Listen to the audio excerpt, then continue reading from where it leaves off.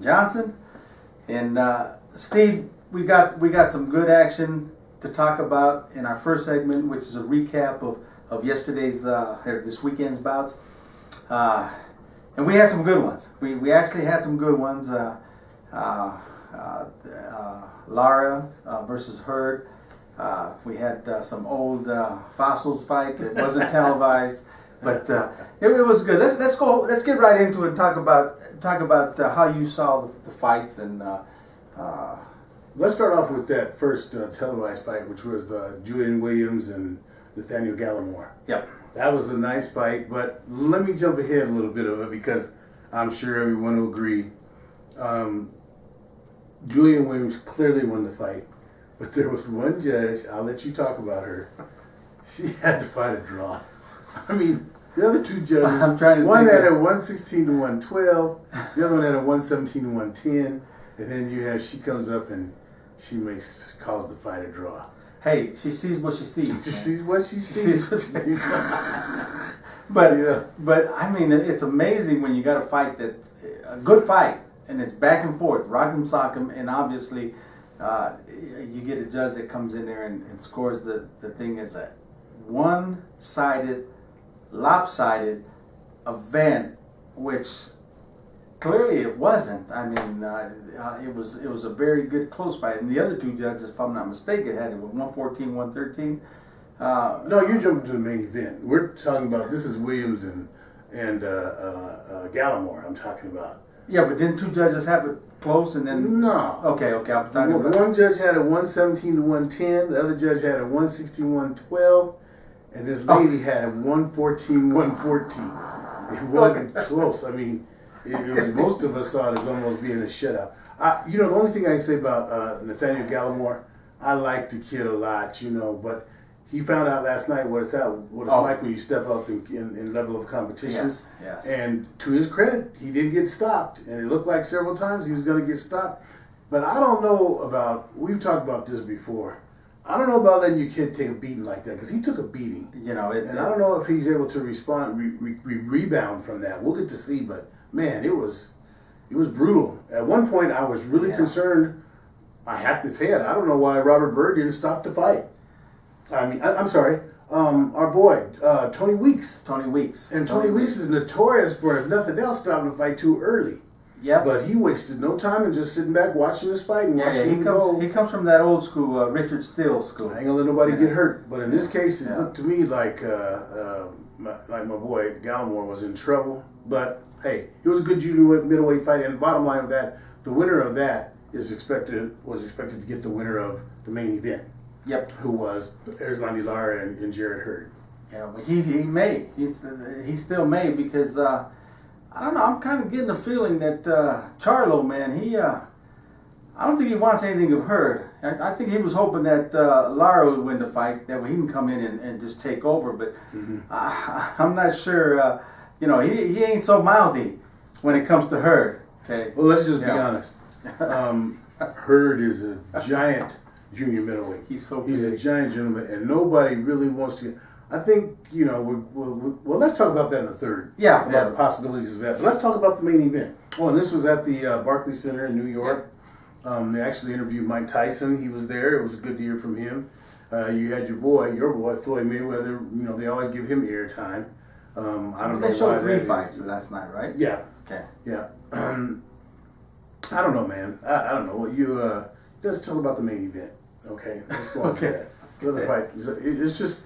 I hate to say this, but the undercards on most of the fights and even the main events, some of the scoring, the judges' scoring is just so ridiculous that we literally have to wait and see what the judges say. Even on fights where we see what we see, and everybody sees the same thing, there's usually one judge up there who sees something totally different. And you know what, Lo? I have to say this. We laugh about it and make fun of it, but at some point, it's going to have to stop. Well, I always defended the judges because I've always been an opponent saying, it's easy to see on TV where you got the camera angles and you got a very good angle, rather than when you're sitting on one side of the ring, so your view is basically only one angle, one angle, and the judge across from you sees a whole different fight, which is you can do.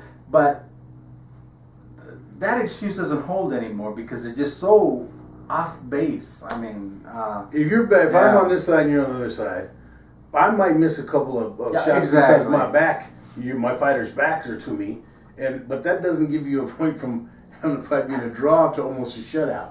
You know, I mean, every time the back is to me, it's just upset. You know, and. But let's get to this main event. Okay, a good fight, a really good fight. Yeah, it was a good fight. I for one felt that Arizona Lara would come in and would win the fight. I mean, that was my pick. Mm-hmm. You know, I figured his skills, his ring generalship, everything would carry him, and of course, you know, Hurd is slow. He's a slow fighter. Mm-hmm. He just keeps coming, but I just felt that Lara would come in and give a boxing lesson. You know, stay away from the engagement of punching. Of course, you know, that worked for the first couple of rounds, for the first few rounds. For the first 3 or 4 rounds. But then you've seen it clearly stopped saying, which tells me age is pretty much caught up with Lara, because you know it takes a lot to box that in that manner where you can just punch and move and punch and move and punch and move. Plus, I've said it before, Steve, you have to be able to hit your opponent and hurt him to gain the respect to stop someone from continually coming in an aggressive mode. And he couldn't do it. He couldn't do it. Mm-hmm. Couldn't do it. Well, like we've all talked about before, you know, Jarrett Hurd's a hard man. There's no question. I don't think there's anybody that you didn't hear any junior middleweight. You haven't heard anyone call him out. I mean, he's just a hard man, but we see he's got flaws. His flaws is he gets hit, but those punches don't affect him. Let me say this, man. There's 2 things I noticed. I have to say this. You know, I hate to say this, but when I was watching Arizona Lara, man, that boy is very talented. Yeah. But I thought to myself, man, wow, he's letting Hurd off the hook where Floyd wouldn't have let him off the hook. Yeah. You know, and just because of the speed factor, I have to say I was seeing that, but. To Hurd's credit, you know, he does what he does. And, man, he was digging to that body. And I actually saw, and I think most people saw it, I think it was in the 7th round. He'd been digging that left hook to the right side of Lara. And there was one time he dug that left hook into his body. Lara took a step back, actually dropped his right hand and brought it back up. I saw it. Hey, man, it was taking effect. It was wearing him down. That's that liver shot, man. That's that liver shot. He was on him, you know, and that's his spot. I mean, that's his shot. He loves that left hook to the body. I think that, you know, he's really a throwback. Well, I'm talking about Jarrett Hurd. He's one of those guys that can fight. He can fight 20 rounds, 50 rounds like that. He's just that kind of guy. People need to be aware of him, and they need to be afraid of him because he doesn't know any better. Nope. He doesn't know any better. That's a good way to put it. He doesn't know any better. He's going to keep coming. He's going to keep coming. And the thing about it, most of his punches are arm punches. Every once in a while, he'll get the turn on it. Mm-hmm. But most of his punches are arm punches, and he's just relentless. He's going to come. He's just going to keep coming at you. And is it just me, Steve, or is he just so big for that weight division? He's real big. I think that's why you don't hear a lot of boys calling him out, because they see how big he is and how strong he is. And you got to remember, he's fighting at 154.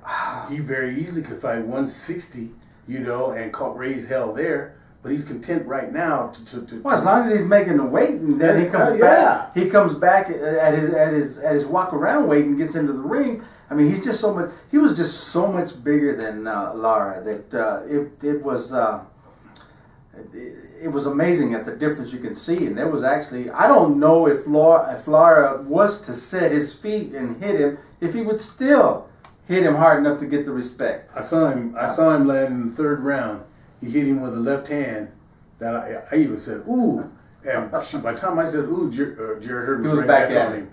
He was right back on him. And like you said, man, everybody, you know, I still have to say it. Everybody comes, and I think last night was that for Arizona Lara.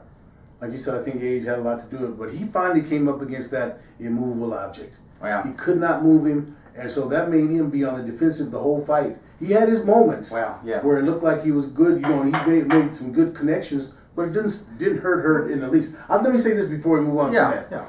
I found it, you know, the fight banter is always crazy. But Arizona Lara on Thursday said, he said, I'm going to beat up Jarrett Hurd. And he said, wait till after the fight and look at his face. And it was funny because after the fight, you look at Hurd's face, and he's okay. Here's Lara's face was beat up. You know, he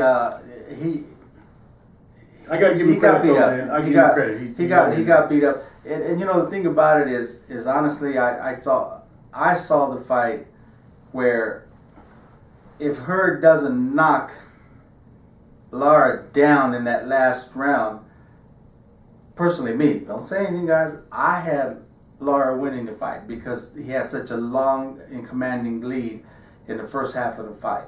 Okay. Now, see, but you know what? That's a good point. This was the fight.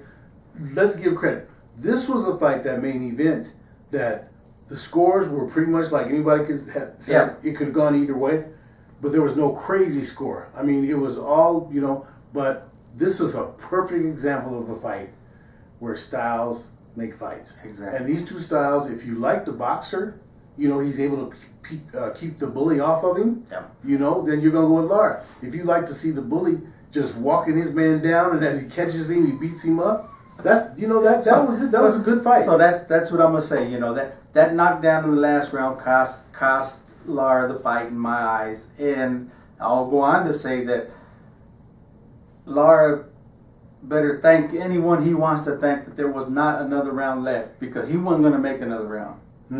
He wouldn't have made another round. Steve, he would not have made another round. He was in trouble a long time ago, but I still say that Erislandy Lara, unless this fight just took it all out of him, he's still a factor. I mean, just because the big guy beat him up doesn't mean these other guys can beat him up. So we'll see what happens. Well, we're going to leave you with that, but I do want to say something. I'm going to listen very carefully to see if Charlo comes out, because he, you know, they're starting to get some big mouths, the Charles brothers. I mean, they're starting to get that gangster mouths. You know, they want to beat everybody, Conor McGregor style stuff, and you know, something I don't buy that. I don't really buy that in the off sport, out of the ring type antics. But I'm going to be listening to see if he's going to mouth off at Hurd the way he's mouthing off at everyone else. Well, I think that is going to come. Well, first of all, just don't forget, man, that in that fight before, like I said, in that semi-main last night, it looks like Julian Williams is going to be up next. Well, for that. Let me tell you something. You're not going to scare Hurd. Hurd, like I said, doesn't know any better. Mm-hmm. Put him in. Put him in. Julian Williams is made to order for him. He's made to order for him. You got to have somebody like Jamel Charlo that moves, you know, has good hand speed, you know. That might be even a fight when all the dust settles for Canelo to want to get a hold of him. Before we get to the next fight, I just have to, man, I know you don't want to talk about that second fight, but DeGale, I was hoping he'd get his butt kicked. He's such a dirty fighter, man, and I don't want to get into that, but all them dirty antics he was doing, he knew what he was doing. His experience knows. It wasn't no mistake, accidental, dirty fighting. He knew exactly what he was doing. And I just don't appreciate that in a fighter when they take to them antics. So I was really hoping he'd lose and retire. But we're talking about James DeGale. You know, he and Caleb Truax. Caleb lost the fight. You know, on another scorecard that was kind of crazy. But I think that, in my opinion, there's another fight that, you know, takes on what style. We know Caleb Truax wanted to fight, and he couldn't really catch up. But when he did catch up with him, then James the dirty antics came in, the headbutting, the shoulders, the elbows. It was so blatant. And he was never really warned or never disciplined. It was so blatant. But let me say this, and then we'll end our first segment. James DeGale is done. He really is. If you looked at him after the fight, he has tremendous. He opened that cut now on his right side. He had a left cut over here that opened up. You could see the scar tissue from that had opened it up. Now he's just a bloody mess, and I hate to say this because I like Caleb Truax a lot. We've spoken, and I think that he let an opportunity to get away. The times where he should have stepped on the gas, and his corner kept telling him, go get him. He couldn't step on the gas, and even admitted afterwards. Remember, he said, I don't know, I couldn't really get it going. Man, that doesn't bode well. When you can't get it going, you're in your country. If you're over there, you didn't have that problem over there. When you're afraid this guy's going to ram you without a helmet, I mean, that has a lot to do. That could be it. But anyway, let's go ahead and end this segment. We went over a little bit, but it's all in good conversation. So we'll be back with the second segment, Steve, where we'll continue this week's 3 segments. And until then, we do.